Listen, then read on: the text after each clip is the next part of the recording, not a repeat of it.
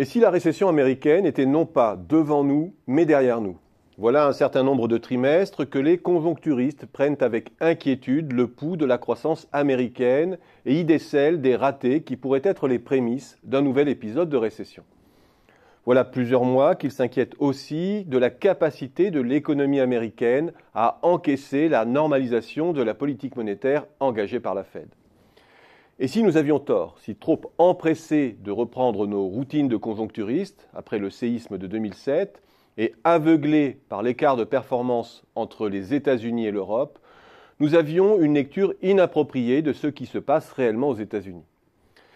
Si je définis une récession non pas comme 2 trimestres consécutifs de baisse du PIB, définition très arbitraire, mais comme une phase durable durant laquelle le PIB s'accroît moins vite que sa tendance de moyen terme. Alors, selon ce critère, l'économie américaine est bien en phase de ralentissement sur fond de recul boursier, symptôme souvent précurseur des récessions américaines. Si je regarde des enquêtes dans l'industrie, le profil de la production industrielle, le taux d'utilisation des capacités, l'investissement, les stocks ou la profitabilité, le point de retournement de l'activité américaine se situe début 2015. La manière dont on analyse la nature de cet épisode baissier dépend du jugement que l'on porte sur la phase de croissance qui précède, de 2009 à 2014. Cette phase ne devrait pas être qualifiée de reprise à mes yeux, comme si nous étions dans un cycle des affaires business as usual. Cette phase est une phase de repositionnement du potentiel qui fait jouer 2 forces de rééquilibrage. 1. La restauration du taux de chômage vers son niveau d'équilibre, qui passe par une forte modération salariale. Et 2.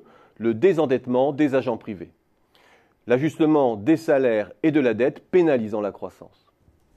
Ce n'est donc pas une phase de reprise sans salaire, comme on se plaît à le dire, ce qui marquerait une anomalie de la courbe de Phillips, mais une phase de décrue graduelle du chômage d'équilibre s'appuyant sur une modération des salaires, ce qui est beaucoup plus normal, et avec en arrière-plan une normalisation des taux d'endettement des ménages indispensable vu l'ampleur et la nature du choc de 2007.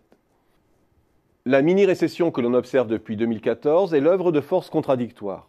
Les conditions monétaires se sont resserrées, hausse du dollar, stabilisation du bilan de la Fed, mais à l'inverse, la politique budgétaire est restée neutre et les États-Unis ont bénéficié, comme les autres, de la détente prolongée des taux d'intérêt et de la baisse des prix de l'énergie et de leur impact positif sur le crédit privé et sur le pouvoir d'achat des ménages. La bonne tenue de la demande de services a permis, même si les créations d'emplois ont ralenti, que le processus de rééquilibrage structurel du marché du travail ne s'interrompt pas. Oublions cette histoire passée à la lisibilité trouble du point de vue cyclique et reprenons nos routines de conjoncturistes. À 5%, le taux de chômage américain dispose encore d'une marge de baisse. Les indicateurs de tension sur le marché du travail, le nombre d'offres d'emploi par chômeur ou bien encore le halo du chômage rapporté à la population active indiquent que ce n'est que maintenant que la dynamique de l'emploi peut mordre sur la formation des salaires. Les capacités restent sous-utilisées et la productivité est plutôt bien orientée. Et le cycle d'endettement privé n'a probablement pas atteint son apogée.